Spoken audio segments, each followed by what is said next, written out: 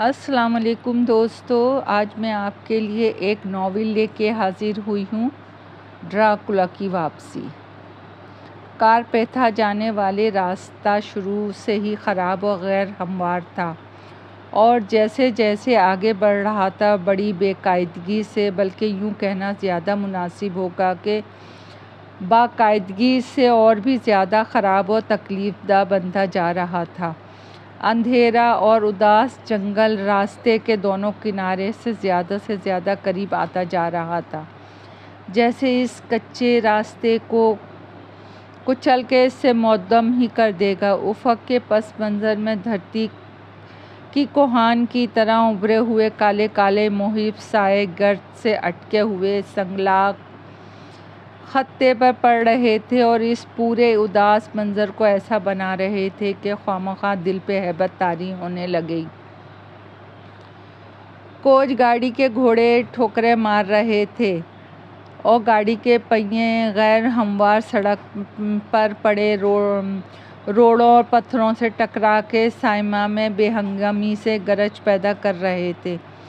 گاڑی بری طرح اچھل رہی تھی، اس کا ایک ایک حصہ جیسے احتجاج جن چرچرا رہا ہو۔ اس میں بیٹھے ہوئے چار مسافر پیندے میں سیسہ بھرے ڈبوں کی طرح دائیں بائیں ڈول رہے تھے، ان کے سر آپس میں ٹکرانے سے بال بال بچ جاتے تھے۔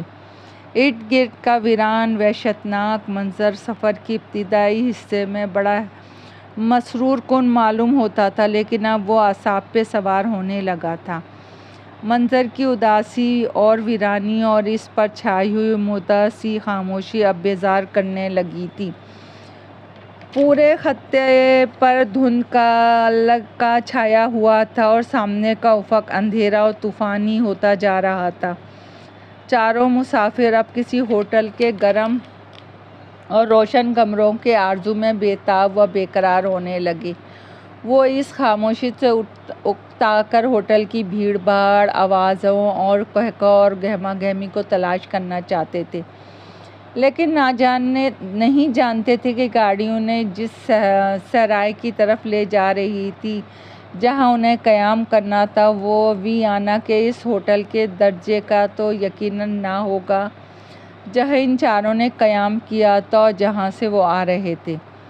ان دور افادہ اور تقریباً ویران علاقوں میں گھسنے کے بجائے اگر انہوں نے اپنی چھٹی کے بقیہ دن بھی چمکیلی اور جگمگاتی ہوئی ویانا گزار دیے ہوتے تو بہتر ہوتا، لیکن چارلس ایک ہی منچلا اور ضدی تھا۔ اس نے کہا کہ اگر سیر و تفریح کو چلے ہیں تو اس کی تفریح صرف سیر و مٹر گشتی تک محدود نہیں رہنی چاہیے، بلکہ اس سے بھی بڑھ کر اس تفریح کو نہ صرف اور بھی زیادہ دلچسپ بلکہ یادگار بنا دینا چاہیے۔ اس نے کہا تھا کہ وہ چار ہیں اور چاروں ساتھ ہیں، چنانچہ ڈرنے کی وجہ نہیں۔ چنانچہ کارن تھا کہ شنخلاق پہاڑیوں کی بلندیوں پہ چڑھائی بے حد دلچسپ، سفید اور تقریباً سنسنی خیز ثابت ہوگی، اور چارلس کے تین ساتھیوں نے اس کی ضد اور حجت کے سامنے ہتھیار ڈال دیے۔ وہ اب اتنی دور آ چکے تھے کہ واپس لوٹ جانے کا سوال ہی پیدا نہیں ہوتا تھا، چنانچہ اب انہیں نقشے اور رہنما کتاب پہ بھروسہ کرنا تھا۔ حالانکہ راستہ جو نقشے میں ہموار اور دلچسپ معلوم ہو رہا تھا، حقیقت میں دشوار گزار تکلیف دہ تھا، لیکن اب ظاہر ہے کچھ نہیں ہو سکتا تھا۔ راستہ کتنا ہی دشوار گزار اور سفر کتنا ہی کٹھن کیوں نہ ہو، انہیں بہرحال اپنے سفر جاری رکھنا تھا۔ چنانچہ اب تو یہ چاروں مسافر صرف یہی چاہتے تھے کہ جلد از جلد سفر کا یہ دور ختم ہو جائے تاکہ وہ اپنے تھکے ہوئے جسم اور درد کرتی ہوئی ہڈیوں کو بستر پہ ڈال سکیں۔ اس کمبخت سفر نے تو ان کی ہڈیاں ہلا ماری تھیں، اور اب ان کے جسم کا کوئی حصہ ایسا نہ تھا جو درد نہ کر رہا ہو، اور یہ سب چارلس کی وجہ سے ہوا تھا۔ وہ ضد نہ کرتا اور وہ لوگ اس علاقے میں گھستے، اس کے باوجود کسی نے اسے سرزش نہ کی، شاید اس لیے کہ وہ سب کے سب اپنے حالوں میں پریشان تھے۔ اندھیرا اتر چکا تھا اور رفتہ رفتہ اس قدر گہرا ہوتا گیا کہ کس طرح یقین ہی نہیں آتا تھا کہ کوچوان راستہ دیکھ سکتا ہے، لیکن شاید اس اندھیرے میں بھی جہاں ہاتھ کو ہاتھ سجائی نہ دیتا تھا، اسے شاید راستہ نظر آ رہا تھا، کیونکہ کوچوان گاڑی سیدھی سیدھی ناہموار سڑک پہ بھاگی جا رہی تھی، اور پھر کوچ گاڑی میں جتنے گھوڑوں میں ایک گھوڑا احتجاجاً ہنہنایا۔ کوچوان نے کچھ بڑبڑا کر اور کچھ پچکار کر گھوڑے کی حوصلہ افزائی کی، دوسری ہلکی سی ہنہناہٹ سنائی دی، اور پھر چرچراتے اور کھڑکھڑاتے ہوئے پہیوں کی رفتار کم ہو گئی۔ مسلسل ٹاپوں کی آواز غیر مسلسل ہو گئی، اور پھر کوچ گاڑی اچانک رک گئی، اور چاروں مسافروں کے دل دھڑکنے لگے اور مختلف قسم کے خیالات ان کے دماغ میں چکرانے لگے۔ کیا ہوا؟ کیا ہم راستہ بھول گئے ہیں؟ ہم کہاں پہنچ گئے ہیں؟ میرے خدا، اب کیا ہوگا؟ اس ویران اور اندھیری رات میں ہم کہاں جائیں گے؟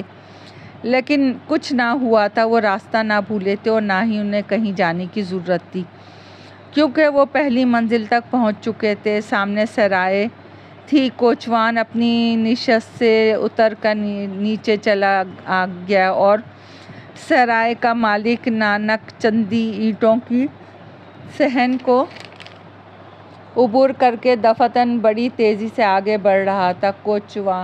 کوچ گاڑی کا دروازہ کھول کر اپنے مہمانوں کو خوش آمدید کہے، انسانوں کے بولنے اور دوڑ دھوپ کی خوشگوار آوازیں سنائی دیں۔ بہت سی کھڑکیاں کھل گئیں، اور ان کھلی ہوئی کھڑکیوں اور ایک کھلے ہوئے دروازے سے خوف دور کر دینے والی روشنی باہر آتی بہہ رہی تھی۔ علاقے کی ویرانی یک بہ یک دور ہو گئی، یا یوں کہو، اس ویران علاقے میں سفر کرنے کے بعد ہمارے یہ مسافر جیسے ایک دم سے پرسکون بخش نخلستان میں پہنچ گئے تھے، جہاں ان کا استقبال کیا جا رہا تھا، جہاں انہیں سردی اور اندھیری سے پناہ مل سکتی تھی، اور سب سے بڑی بات تو یہ تھی کہ انہیں کھانا اور آرام بھی مل سکتا تھا۔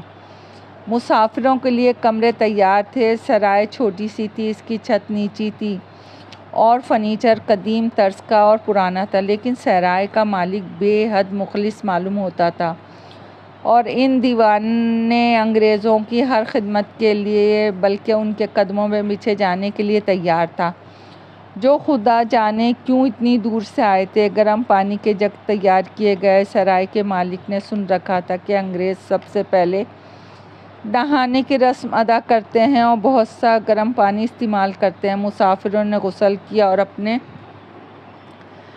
تھکے ہوئے جسموں کو بستر پر ڈال دیا، اور جب تک ان کی تھکان دور ہو تب تک ان کے لیے کھانا نہ صرف تیار ہو چکا تھا بلکہ میز پہ چنا بھی جا چکا تھا۔ کھانا سادہ مگر لذیذ تھا۔ وہ لوگ کھانے سے فارغ ہو کے بڑے سے آتش دان کے قریب بیٹھ چکے تھے، اور اس کی دھواں آلود روشنی اور گرمی میں سستا رہے تھے۔ آتش دان میں لکڑیاں چٹک رہی تھیں، اور ان کے یہ چٹاخے ہمارے مسافروں کو بڑے ہی سامع نواز معلوم ہو رہے تھے، کیونکہ اب وہ رات بھر سو کر اپنی تھکن دور کر سکتے تھے، کیونکہ اب وہ سرائے میں تھے اور ان کے پیٹ بھر چکے تھے۔ ان کے ہاتھوں میں شراب کے لبریز جام تھے، اور آتش دان میں بھڑکتے ہوئے شعلے اور شراب ان کے سر اور تھکے ہوئے جسم میں خوشگوار گرمی پہنچا رہی تھی۔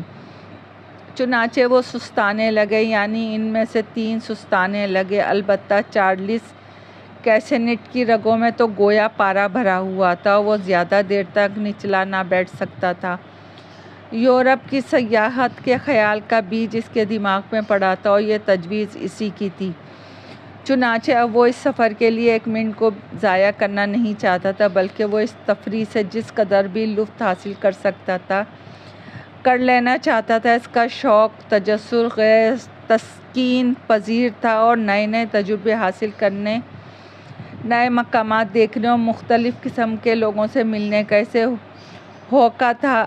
اب جب اس کے دوسرے ساتھی ان چوبی پنجوں پر بیٹھے سستا رہے تھے، جو آرام دہ تو نہ تھے لیکن جو ڈگر ڈگر ہلتے ہوئے بھی نہ تھے، تو چارلس اپنی ناپختہ اور غلط جرمنی ان لوگوں پر آزما رہا تھا۔ پہلے اس نے سرائے کے مالک پر اور پھر ان لوگوں پر آزمائی جو اپنی شام گزارنے کے لیے سرائے کے کونے میں آ بیٹھے تھے۔ یہ لوگ بڑے ہی کم گو معلوم ہوتے تھے۔ ان میں سے چند مقامی زبان بولتے تھے جن کا ایک لفظ بھی 40 کے پلے نہ پڑا تھا۔ دوسرے لوگ کچھ جرمنی زبان جانتے تھے، لیکن ان کی زبان بھی 40 کی جرمنی کی طرح غلط ملط سلٹ ٹوٹی پھوٹی اور بے ربط تھی۔ وہ چار ایسے تھے جو اجنبی لوگوں سے بات کرنا ہے نہ چاہتے تھے، چنانچہ وہ ایک الگ گروہ بنائے آپس میں ہی بڑے رازدانہ انداز میں سرگوشیاں کر رہے تھے۔ 40 نے ان لوگوں کو ایک دو دفعہ اپنی طرف سے شراب پلائی تو ان کی بے رخی پگھلنے لگی۔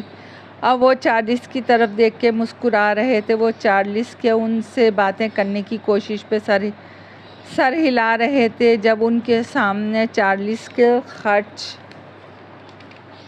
سے شراب کے لبالب پیالے رکھے جا رہے تھے تو ان کی بانچیں پھٹی جا رہی تھیں، اور جب سرائے کے مالک نے کاؤنٹر پہ ایک بڑی سی مخمل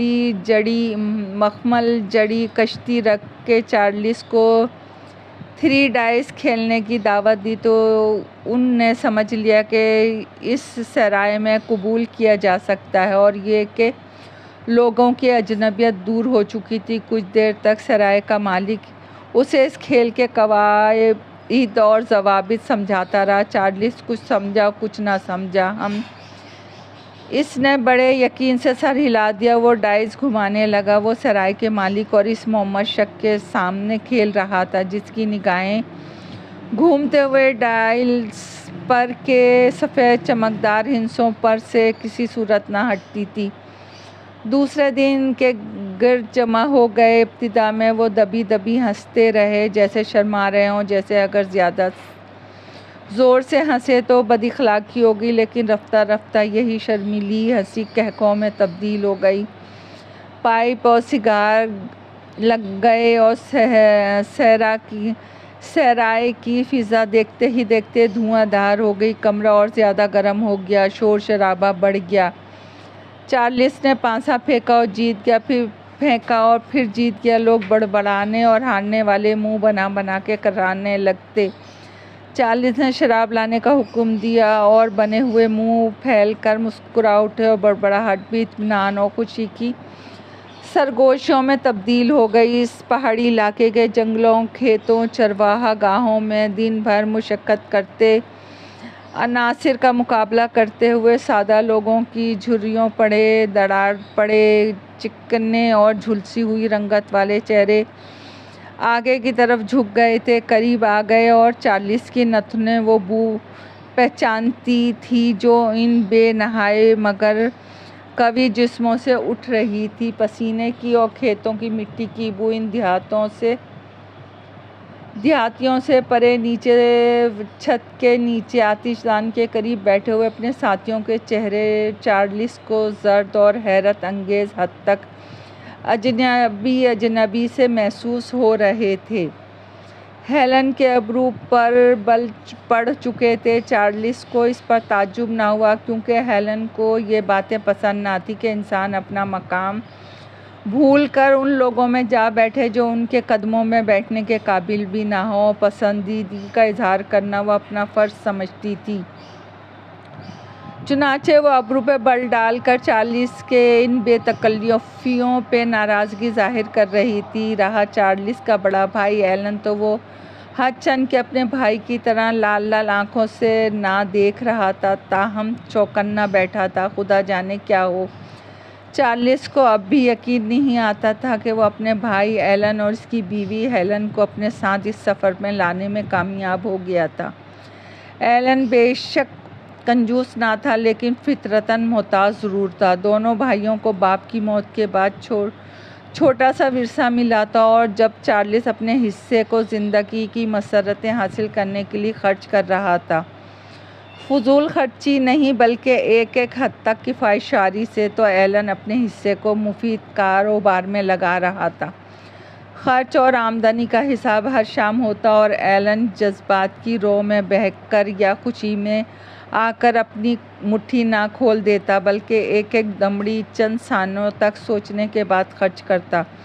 اس کے علاوہ ہر قسم کے سیاسی اور غیر سیاسی ہنگاموں سے دور ہی رہتا تھا، اور کسی بھی بڑے اور چھوٹے خطرے کو سامنے دیکھتا تو کنی کتر جاتا تھا۔ اس حد سے بڑی ہوئی احتیاط، اپنے تلے پن کا احساس اس کے لب و لہجے پر بھی ہوا تھا، چنانچہ اس کی آواز میں ایک قسم کا اکھڑ پن آ گیا تھا، لیکن خود چارلس اپنے بھائی کے اس اکھڑ پن میں چھپے ہوئے خلوص اور محبت سے واقف تھا۔